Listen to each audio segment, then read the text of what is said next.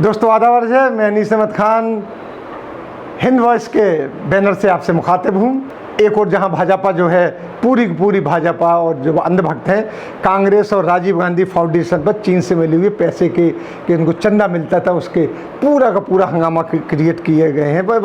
वहीं वो भूल गए हैं कि विदेश मंत्री एस जयशंकर के बेटे और एनएसएस चीफ अजीत डोभाल की दयानंद फाउंडेशन को भी चीन से फंडिंग होती है, वो ये भूल गए कहना। अब बातें खुल रही हैं।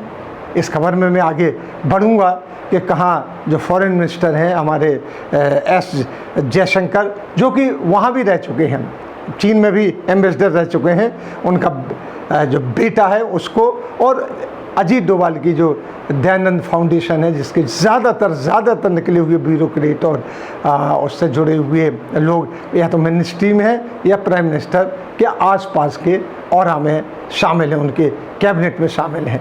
मैं आगे बताऊंगा कि उनकी कैसे फंडिंग होती है। इससे पहले मैं खबर में बढ़ने से पहले मैं आपसे एक अपील करना चाहता हूं कि अगर आपको पसंद आता है, हमारी खबरें पसंद आ रही हैं हिंद वॉइस की, तो ज़्यादा से ज़्यादा इसको सब्सक्राइब करना कीजिए, ज़्यादा से ज़्यादा इसको वेबसाइट पर जाइए, इसके फेसबुक पर जाइए और हमें थोड़ी सी माली इमदाद भी कीजिए, क्योंकि हम लोग एक स्वास्थ्य संस्थाएं, सीनियर जर्नलिस्ट हैं, आपकी खिदमत में लगे हुए हैं। लिहाजा हम चाहते हैं कि हम और अच्छी तरीके से आपकी सेवा कर सकें, वो खबरें दे सकें जो गोदी मीडिया आपको नहीं दे रहा है, तो हम ज़्यादा आपकी सेवा कर सकेंगे। इसी रिक्वेस्ट के साथ हम आगे बढ़ते हैं।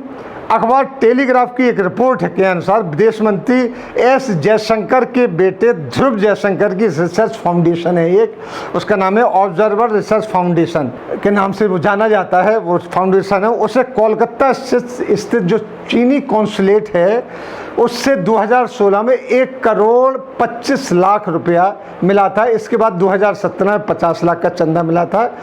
अब ये जो जयशंकर के बेटे ध्रुव जयशंकर का ये थिंक टैंक चीन के 9 संस्थानों से जुड़ा हुआ है। अगर आप ये कहते हैं कि ऐप से हमारी चीज़ें वहाँ जाती हैं और डाउनलोड हो जाती हैं और हमारी प्राइवेसी को खतरा है, तो जो ये 9 संस्थानों से जुड़े हुए हैं ध्रुव शंकर जी, जो कि जयशंकर जो हमारे फॉरेन मिनिस्टर हैं, उनके बेटे, तो ये और भी ख़तरनाक हो जाता है और इनको भी चीन से फंडिंग हो रही है। ये बात बताने की ज़रूरत है। लिहाजा बात यह है कि उंगली नहीं उठाना चाहिए किसी के ऊपर, क्योंकि ये आपकी 4 उंगलियां कहा जाता है। बुजुर्ग कहते हैं कि आपकी तरफ भी इशारा करते हैं कि आप में भी कहीं ना कहीं खामी है, जिनमें बीजिंग अच्छा जो इनके साथ जुड़े हुए हैं, जो हमारे ध्रुव शंकर जी जो हैं, शिव शंकर जी के बेटे ध्रुव जयशंकर जी, उनकी जो जिन इंस्टीट्यूट के साथ वो जुड़े हुए हैं, उनका थिंक जो जुड़ा हुआ है वो बीजिंग स्थित चीन इंस्टीट्यूट ऑफ इंटरनेशनल स्टडीज़ से जुड़ा हुआ है। Peking institute centre for Indian studies Shenzhen उसमें शामिल है, ऐसी संस्थाएं शामिल है।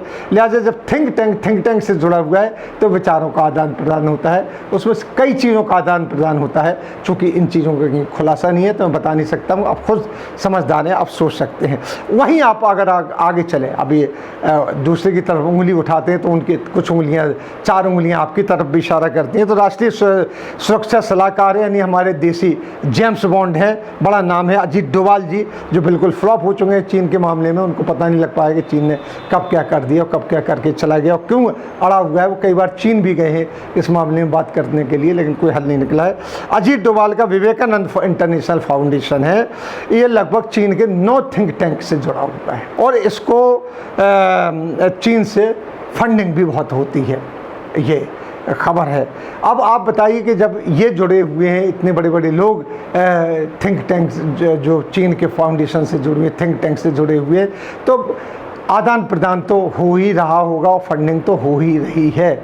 इस तरीके से चल रहा है।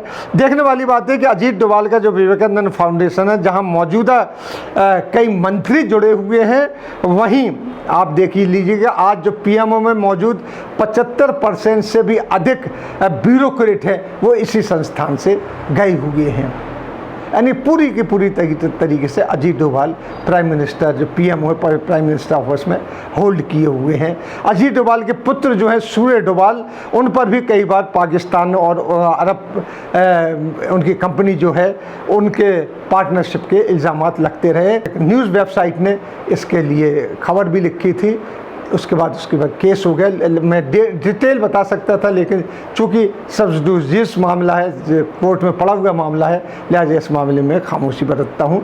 वहीं विवेकानंद इंटरनेशनल फाउंडेशन के जो सदस्य हैं, वेबसाइट की बात है, इसको सब जनता में है, विवेकानंद फाउंडेशन की बात बताता हूँ। तो बीवी के डोबरा जो नीति आयोग के चेयरमैन हैं वो इसी संस्थान से निकले हैं। केजी सुरेश जो डायरेक्टर जनरल है Indian institute of mass communication के, वो भी यहीं से निकले हुए हैं। पीके मिश्रा एडिशनल प्रिंसिपल सेक्रेटरी जो प्राइम मिनिस्टर हाउस में है, वो भी यहाँ से निकले हुए हैं। दिल्ली के एलजी अनिल बैजल भी इसी संस्थान के निकले हुए हैं। ए सूर्य प्रकाश प्रसार भारती के जो डीजी डायरेक्टर जनरल हैं वो भी यहीं के निकले हुए हैं। कमल सिब्बल फॉरेन सेक्रेटरी और गृह सचिव भी जो हमारे हैं वो यहीं से निकले हुए हैं। इस तरीके से कई लोगों कई मंत्री इससे अटैच हैं। आज भी जो जुड़े हुए इंपॉर्टेंट मंत्री हैं वो इस संस्थान से जुड़े हुए हैं। अब आप कैसे कह सकते हैं कि चीन का दबदबा हमारे यहाँ नहीं था, और अगर कहीं से कांग्रेस ने ली, हम उसको अच्छा नहीं कहते हैं, क्योंकि ये फंडिंग तो लेते ही रहते हैं। अगर देखा जाए तो और पार्टीज़ ने भी फंडिंग ली है। चीन फंडिंग नहीं करता तो उनकी कंपनियाँ फंडिंग करती हैं जो यहाँ काम कर रही हैं। इसी तरीके से अजीत डोभाल और एस जयशंकर के पुत्र भी इसी तरीके से उसमें इन्वॉल्व हो जाते हैं। लेकिन किसी के ऊपर ज़्यादा गहराई में जाए बगैर हल्के फुल्की इल्ज़ाम नहीं लगाना चाहिए, इस तरीके से कि चूँकि तूने मेरे ऊपर इल्ज़ाम लगाया, तूने मुझसे सवाल पूछा तो मैंने तेरे ऊपर इल्ज़ाम लगा दिया। बीजेपी में यही चल रहा है। अगर कोई पार्टी सवाल करती है बीजेपी के ऊपर, चीन के ऊपर कोई सवाल करती है, तो बीजेपी फ़ौरन उसकी ज़ातियात पे यानी उसके पर्सनल अटैक करने लगती है, या कोई ऐसा अटैक करती है जिसको बरसों पुरानी अटैक हो। नेहरू जी को दोष देने लगती है कि सारा चीन का पंगा जो फैलाए हुए वो नेहरू जी का फैलाया हुआ है। फिर आ जाते हैं वो इंदिरा गांधी ने फैलाया था। इंदिरा गांधी का नाम इसलिए नहीं लेते कि उनके ऊपर तो सबसे बड़ा तमगा जो लगा हुआ है कि उन्होंने पाकिस्तान को 2 टुकड़े में डिवाइड कर दिया।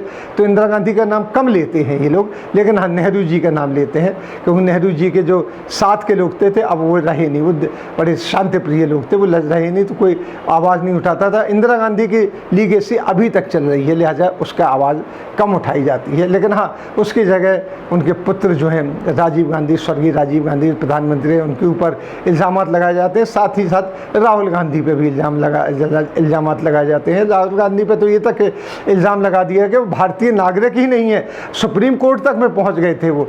हालांकि इसके पहले वो लोकसभा में गए कि राहुल गांधी विदेशी हैं, ब्रिटेन की उन्होंने नागरिकता ले रखी है, लेकिन लोकसभा ने भी इस बात को खारिज कर दिया कि नहीं ऐसा नहीं। तो उसको लेके ये लोग सुप्रीम कोर्ट में गए, तो सुप्रीम कोर्ट ने कह दिया कि जब लोकसभा इस बात को खारिज कर रही तो सुप्रीम कोर्ट लेके क्यों आए हैं। तो इल्ज़ाम लगाने के लिए इनके ऊपर बहुत सी चीज़ें हैं। सोनिया गांधी के ऊपर आज तक इल्ज़ाम लगाते रहते हैं, जबकि सोनिया गांधी काफ़ी पहले भारतीय नागरिकता ले चुकी थी। शादी के पहले ही वो भारतीय नागरिकता ले चुकी थी और आज तक भारतीय नागरिक है। उनका इटली से कोई वास्ता नहीं, लेकिन इटली से जोड़ते हैं। ये हमारे यहाँ बड़ा एक नैरेटिव है। अगर हमारे देश का कोई आदमी, जैसे हमारे देश के डिफेंस मिनिस्टर कनाडा में हुए, तो तारीफ़ होने लगी कि एक सिख, भारतीय मूल के सिख वहाँ पे डिफेंस मिनिस्टर हो गए हैं। वो अगर कनाडा का आदमी यहाँ पे डिफेंस मिनिस्टर हो जाता पूरी तरीके से भारतीय होते हुए भी, तो उसको कहते कि नहीं नहीं नहीं नहीं नहीं भाई ये तो गलत है, ये नहीं होना चाहिए। इस तरीके से हमारी ओछे इल्ज़ाम लगाने की आदत बहुत ज़्यादा है, जिसको रोकना पड़ेगा। अब आप देख लीजिए कि आपने राजीव गांधी फाउंडेशन के ऊपर आरोप लगाया कि उसने चंदा लिया। हाँ लिया, गलत किया, नहीं लेना चाहिए था, उसके हिसाब किताब होगा उसके पास। आज क्योंकि उन्होंने एक अपने कानून बनाया हुआ था, जो प्राइम मिनिस्टर फंड में भी एक कानून बना हुआ है, जो मोदी जी ने अपना अलग से फंड बनाया हुआ है, कि उसका भी ऑडिट नहीं हो सकता। RTI से वो भी खारिज है, ये भी खारिज है, इसलिए कोई चीज़ पता नहीं लग सकती है।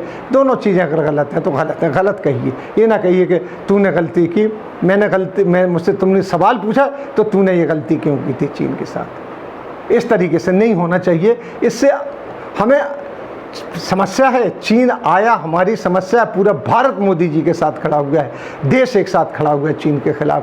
देश ही कहता है कि इस चीज़ को बैन करो, मोदी जी बहुत बाद में बैन करते हैं। ये जो ऐप बैन करने की बात है, आज से 3 साल पहले हमारी डिफेंस मिनिस्ट्री ये कह चुकी थी, डिफेंस पर्सनल ये कह चुके थे, वहाँ के जासूस ये कह चुके थे कि इन ऐप को बैन कर दीजिए। आज 14 दिन से भी बात चल रही थी, अब इनको ख्याल आया कि इन ऐप को बैन करना चाहिए। इस तरीके से हमारी प्रधानमंत्री भी आगे बढ़ रहे हैं। वो भाषण देते, चीन का नाम गायब है। अभी उन्होंने मन की बात की, उससे गायब है। एक दिन पहले बोले, उससे भी चीन गायब है। चीन ने तो कुछ किया नहीं, चीन में तो सब शांति है, बॉर्डर पे सब शांति, कुछ नहीं हो रहा है, यही कहना चाहिए, सब चंगाशी। इसी के साथ हम आपसे लेते विदा, अगले अंक में फिर हाजिर होंगे, तब तक के लिए दीजिए हमें इजाज़त।